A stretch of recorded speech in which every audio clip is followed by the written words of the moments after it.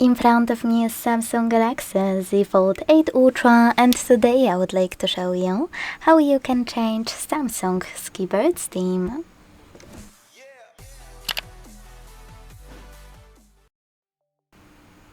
First of all, go into Settings and scroll to choose General Management. Now click on Samsung Keyboard Settings and scroll again, this time to select Theme.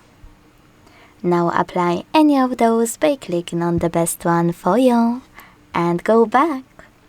As you can see, my changes were automatically applied. Thanks so much for watching. If you enjoyed this video, leave a like, comment and subscribe. Bye!